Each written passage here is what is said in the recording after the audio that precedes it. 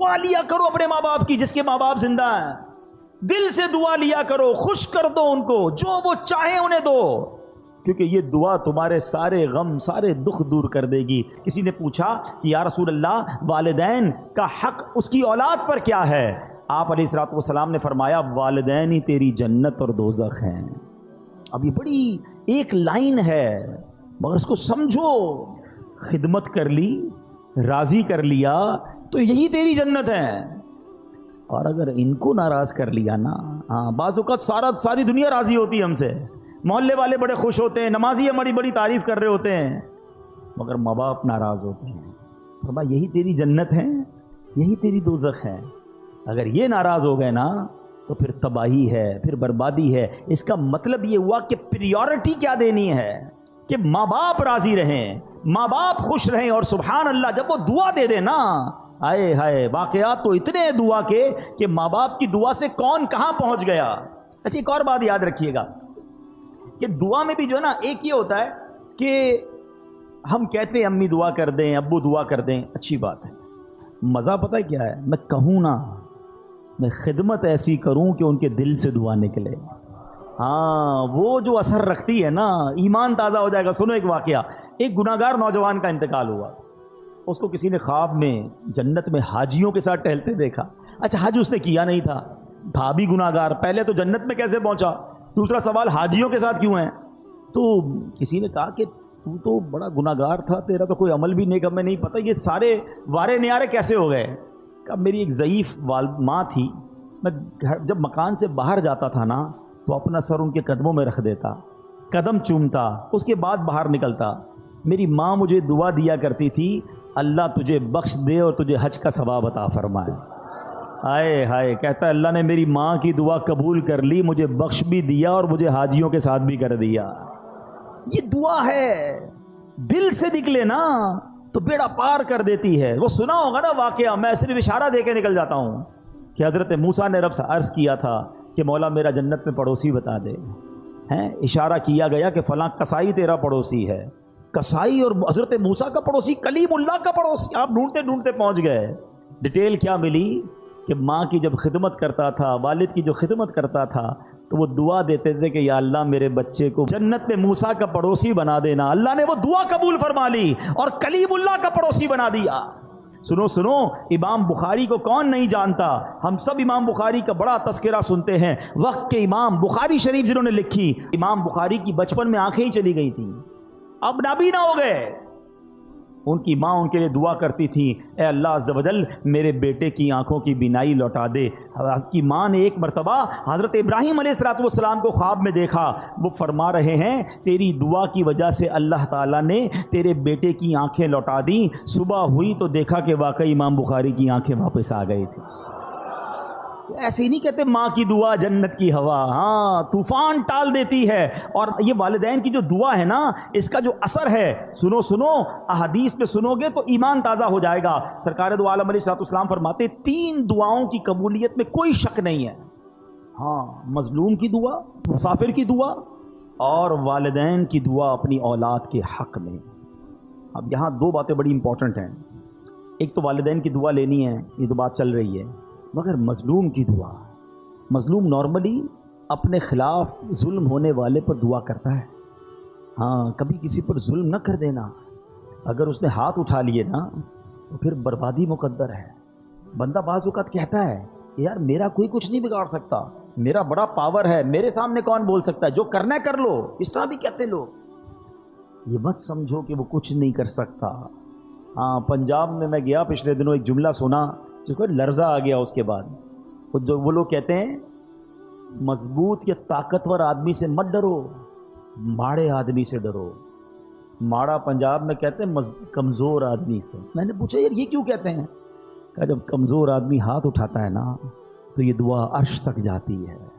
مظلوم جب اللہ کی بارگاہ میں فریاد کرتا ہے، یہ حدیث سنائی نا میں نے آپ کو، کہ اس کی دعا نہیں رکتی، پھر قدرت کی طرف سے جب پکڑ آتی ہے نا ظالم کی تو وہ برباد ہو جاتا ہے۔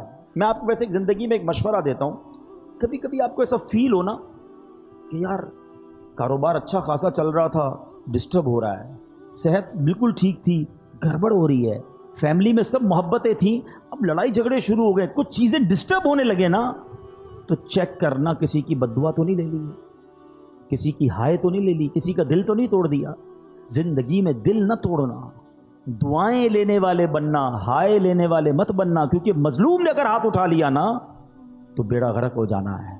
एक और हदीस सुने, सरवर कायनात अलैहिस्सलाम फरमाते हैं 3 दुआओं की कबूलियत में कोई शक नहीं है, मजलूम की दुआ, मुसाफिर की दुआ और वालिद की दुआ अपनी औलाद के हक में। हाँ, बाप की दुआ, यहाँ ख़ास वालिद का जिक्र किया है। यहाँ मैं एक और मशवरा भी देना चाहूँगा, जितने माँ बाप यहाँ बैठे हैं ना, अपने बच्चों के लिए ज़रूर दुआ किया करें। हाँ, आपकी दुआ उनके लिए मकबूल है। अच्छा, बाज़ औक़ात हमारा बच्चा दिल दुखा देता है, या बच्चा जो है वो पसंद नहीं आ रहा होता, बात नहीं मानता, हम तो माँ बाप हैं ना। जब अल्लाह ने हमें ये मकाम, अल्लाह के हबीब अलैहिस्सलाम ने हदीस में ये मकाम अता कर दिया कि माँ बाप की दुआ बच्चों के हक़ में कबूल होती है, अब अल्लाह से मांगो ना कि अल्लाह इसको नेक बना दे, परहेजगार बना दे, मेरा भी फरमा बरदार कर दे, अपना भी फरमा बरदार कर दे, ताकि उस बच्चे का बेड़ा पार हो जाए। बदकिस्मती ये है कि बाज़ औक़ात कुछ माँ बाप अपने बच्चों को बद्दुआएं देते हैं। अच्छा, बाद में परेशान भी खुद ही होते हैं, क्योंकि जब आप कह देंगे और कबूल हो गया तो फिर उसके बाद आप ही परेशान होंगे। हज़रत अबुल हसन खरकानी रहमतुल्लाहि तआला अलैह, बहुत बड़ा नाम है औलिया किराम में, उनके एक भाई थे। आप रहमतुल्लाहि तआला अलैह और आपके भाई में ये तय था कि एक भाई सारी रात अल्लाह पाक की इबादत करता और दूसरा माँ की खिदमत करता। जब दूसरी रात आती तो माँ की खिदमत करने वाला भाई इबादत, और इबादत करने वाला भाई जो वो माँ की खिदमत करता। एक दिन आप रहमतुल्लाहि तआला अलैह के भाई की बारी माँ की खिदमत करने की थी, तो आपके भाई ने कहा अगर आज आप माँ की खिदमत कर ले और मैं इबादत कर लूँ, तो आपने इजाज़त दे दी कि ठीक है तुम इबादत कर लो, मैं माँ की खिदमत कर लेता हूँ, और ख़ुद माँ की खिदमत में मशगूल हो गए। आपके भाई ने जूँ ही इबादत की तो गैबी आवाज़ सुनाई दी, हमने तुम्हारे भाई के साथ तुम्हें भी उसके तुफ़ैल बख्श दिया है। ये सुनकर उन्हें बड़ी हैरत हुई कि या अल्लाह, मैं तो तेरी इबादत कर रहा हूँ, भाई तो माँ की खिदमत कर रहा है, और इरशाद क्या हुआ कि उसके तुफ़ैल, तुम्हारे भाई के तुफ़ैल तुम्हें बख्श दिया गया। तो ये क्या वजह है, मेरी मग़फ़िरत उसके तुफ़ैल हो रही है। तो निदा आई कि हमें तेरी इबादत की हाजत नहीं, बल्कि मोहताज माँ की खिदमत करने वाली की इताअत हमारे लिए बाइस खुशनुदी है। हाय हाय हाय, माँ बाप की जो खिदमत है ना, वो अल्लाह की बारगाह में इतना बड़ा मर्तबा रखती है। सुभान अल्लाह, सुभान अल्लाह। हज़रत उवैस करनी रदी अल्लाह तआला अन्हु, कितना बड़ा नाम है, ताबईन में सबसे अफजल ताबई उन्हें कहा जाता है, आशिकों के इमाम हैं। सुनो, एक रात आपकी वालदा आराम कर रही थी, महवे ख्वाब थी, नींद में थी, आँख खुली तो आवाज़ देकर कहा उवैस पानी पिला दो। सैयदना उवैस करनी उठे और घर के मटके में पानी ना था, मटका उठाया, अंधेरी रात में ठोकरे खाते खाते टकराते टकराते कुएं तक पहुँचे। माँ बिस्तर पर है, अब मटका उठा के कुएं की तलाश में है। रात को पानी भरा, कटोरे में पानी लेकर माँ के करीब आए तो इतनी देर में माँ फिर नींद में जा चुकी थी। हैं, हम जैसा बंदा होता तो पहले तो बाहर जाता ना जाता, आता तो साइड पर रख देता गिलास कि माँ उठेंगी जब पी लेंगी, मगर ये वैसे करनी थे। माँ के सिरहाने खड़े हो गए और रात गुजार दी। सुबह हुई, जब वालदा की आंख खुली तो देखा हज़रत उवैसे करनी माँ के सिरहाने पानी का प्याला लेकर खड़े हुए हैं। कहा लखते जिगर, ये तुम क्यों खड़े हो, सारी रात खड़े रहे?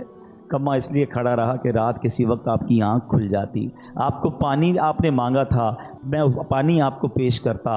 अल्लाह अकबर। अब जब माँ ने इतनी फर्मा बरदारी देखी ना, दुआ माँ की, सुनो, ऐसी माँ ने दुआ की कि माँ ने कहा कि यानी आपके दर्जों की बुलंदी की ऐसी दुआ की कि अल्लाह ने आपके दर्जे बुलंद फरमा दिए। हाय हाय हाय, देखो ना हज़रत उवैस करनी का फिर नाम कैसा हो गया। एक और बड़ा नाम हज़रत बायज़ीद बिस्तामी रहमतुल्लाहि ताला अलैह। ये बड़े बड़े नाम वालों का अंदाज़ देखो अपने माँ बाप के साथ कैसा था। उनके साथ क्या हुआ कि एक रात इसी तरह वालदा ने पानी मांगा, पानी लेकर आए, वालदा को नींद आ गई। अच्छा, ये बड़ी ठंडी रात थी, सर्दियों की रात थी। कहते माँ के सिराने प्याला लेकर खड़ा हो गया, लेकिन हुआ ये कि पानी जो है मेरे हाथ पर जो गिरा था वो हाथ पर पानी जम गया, यानी इतनी ठंड थी। माँ की आँख खुली, कहा ए बायज़ीद کیوں کھڑے ہو؟ کہ ماں آپ کو پانی پیش کرنا تھا، جب پیالہ اپنے ہاتھ سے الگ کیا تھوڑی سی خال بھی اکھڑ گئی، تھوڑا سا خون بھی بہنے لگا کیونکہ پانی برف بن چکا تھا۔ اللہ اکبر، ماں نے بڑی دعاؤں سے نوازا۔ اسی طرح ایک رات والدہ نے ان کو حکم دیا کہ دروازے کا ایک پٹ کھول دو، لیکن رات بھر میں اس پریشانی میں کھڑا رہا کہ دایاں دروازہ کھولوں یا بایاں دروازہ کھولوں، کیونکہ اگر ان کی مرضی کے بغیر میں نے کھول دیا تو کہیں حکم عدولی نہ ہو جائے۔ ایک مرتبہ بایزید بستامی کی والدہ محترمہ نے آپ کو مکتب بھیجا، سورہ لقمان پڑھتے پڑھتے جب اس آیت پر پہنچے، انشکر لی ولی والدیک، اللہ اکبر، اس کا معنی پتہ کیا ہے؟ اس کا معنی بنتا ہے یہ کہ حق مان میرا اور اپنے ماں باپ کا۔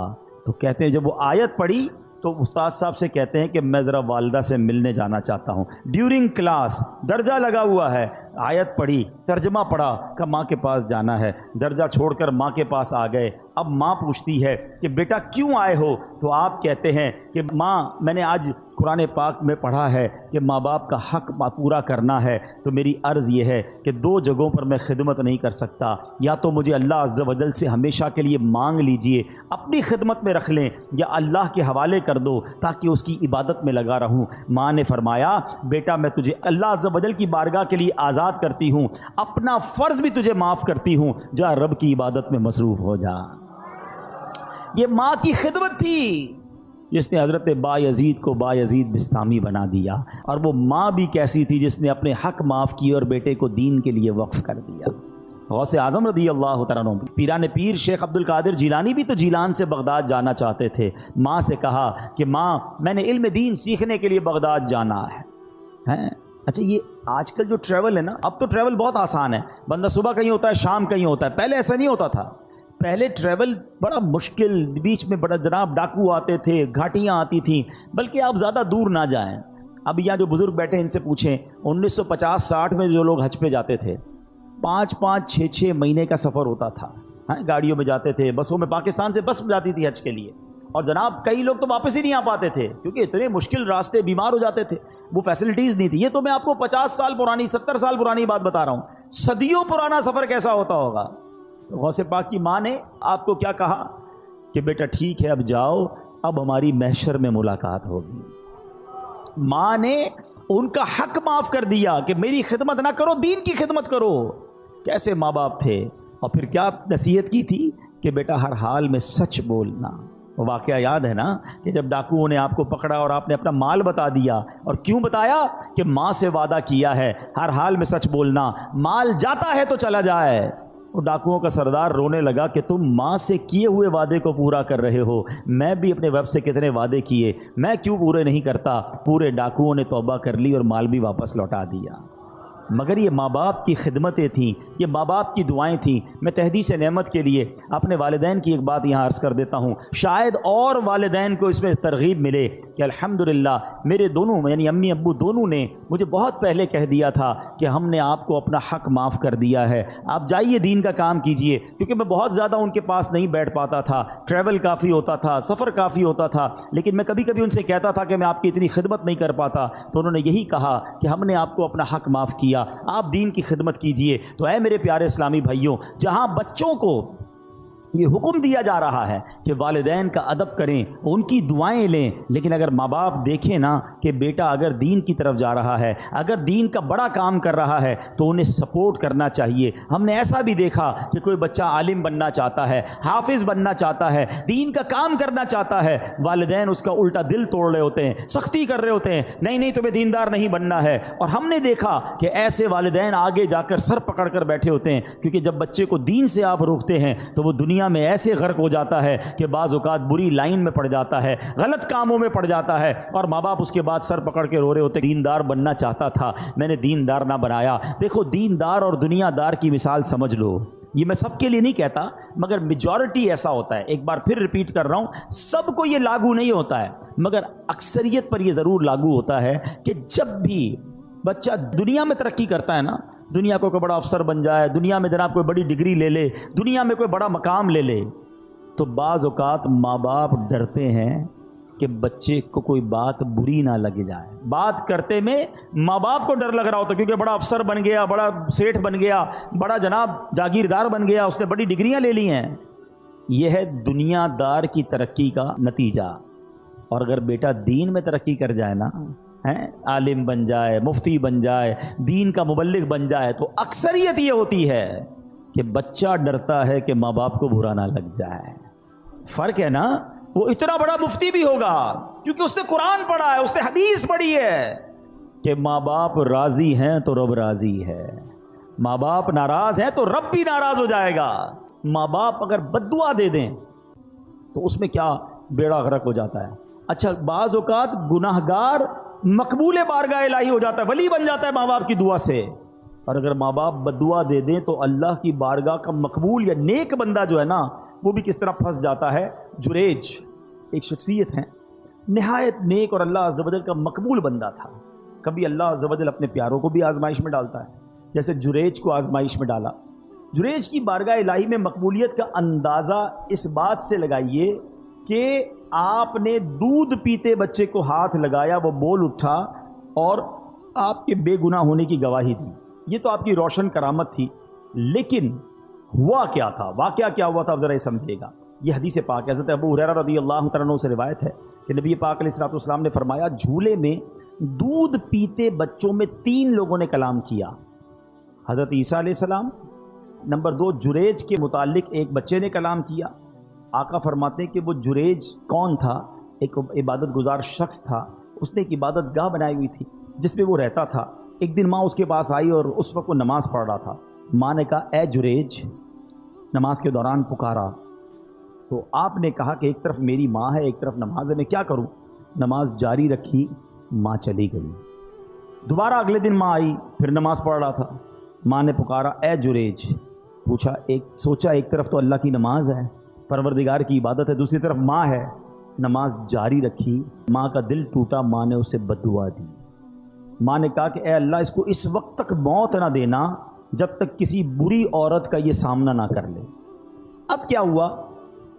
تو بنی اسرائیل کے لوگ آپس میں جریج کی عبادت کا بڑا ذکر کرتے تھے. ایک بد کردار حسین و جمیل عورت, جو بری عورت تھی, اس نے بنی اسرائیل سے کہا, اگر تم کہو تو میں اس کو اپنے فطرے میں پھنسا لیتی ہوں. پھر وہ عورت جریج کے پاس آئی, جریج نے اس کی طرف کوئی توجہ نہیں دی. وہ عورت اس چرواہے کے پاس آئی جو جریج کی عبادت کے پاس ہی رہتا تھا. اس بدبخت نے اس عورت کے ساتھ غلط کام کیا.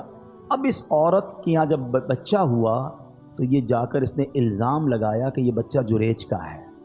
لوگ جریج کی عبادت گاہ پر گئے اور اس کو نکالا, مارنا پیٹنا شروع کر دیا کہ تو بڑی عبادت گزار بنتا تھا, یہ تجھ پر اتنا بڑا الزام. اب جریج نے کہا, مسئلہ کیا ہے؟ کہا, یہ عورت کہتی تو نے غلط کام کیا, یہ بچہ تیرا ہے. جریج نے کہا, پہلے مجھے ٹھہرو, نماز پڑھنے دو. 2 رکعت نماز پڑھی اور بچے کے پاس آیا, اس کے پیٹ میں انگلی چبو کر دریافت کیا, اے لڑکے تمہارا باپ کون ہے؟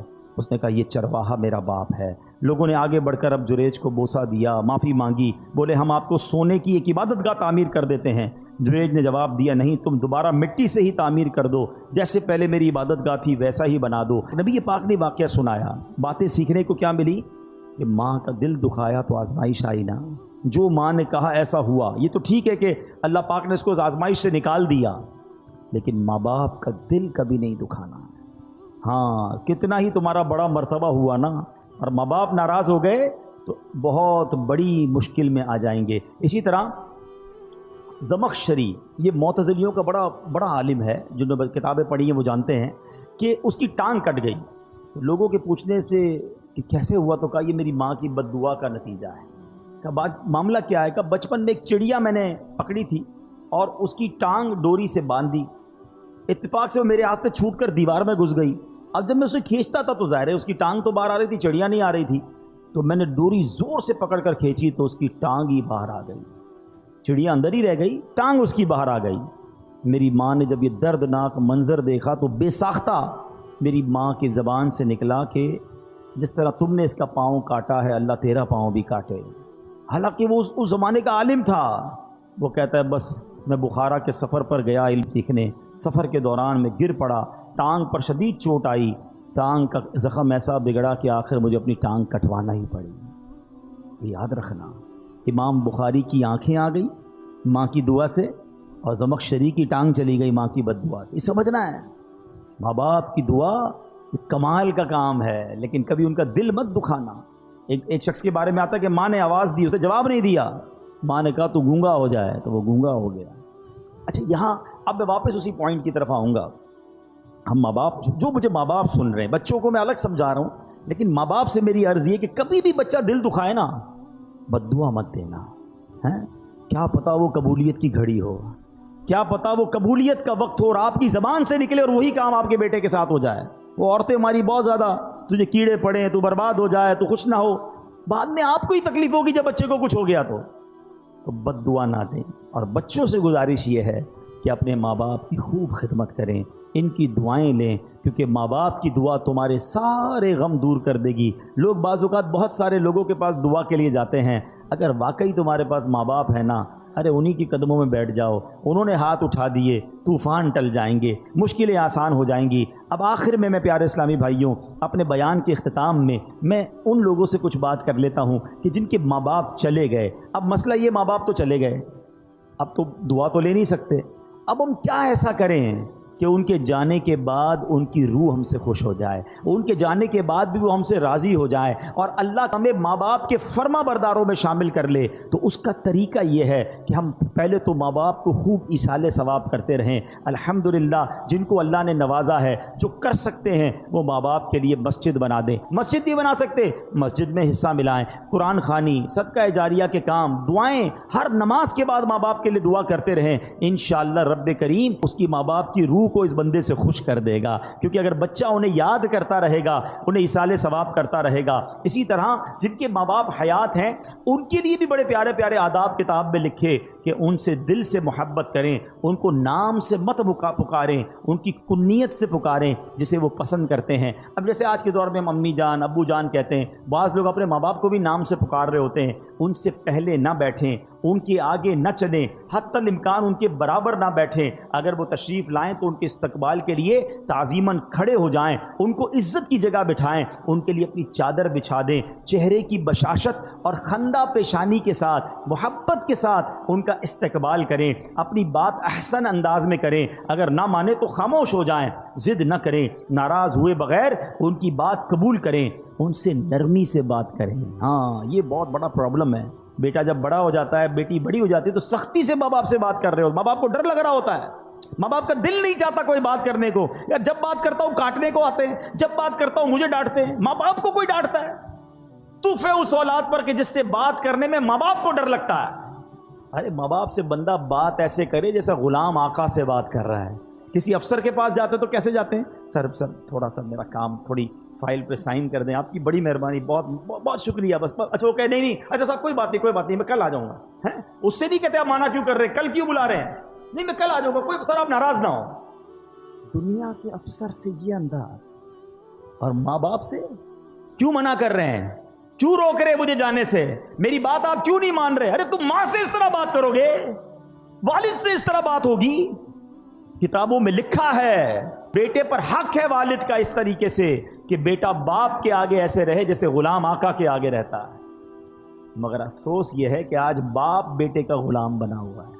ہونا تو یہ چاہیے تھا کہ بیٹا باپ سے ریکویسٹ کرتا، ابو جان پلیز میری بات مان لیں، میرا یہ کام کر دیں، آپ کی بڑی بات نہیں. اچھا ہو سکتا ہے کہ یہ والد کا ایٹیٹیوڈ کسی بیٹے کو اچھا لگتا ہو، کسی ماں کا یہ انداز بیٹی کو اچھا لگتا ہو کہ میری ماں دیکھو کتنا ڈرتی ہے مجھ سے. ارے تف ہے تمہاری زندگی پر، تمہاری ماں اور تمہارے والد تم سے ڈر کے بات کر رہے ہیں.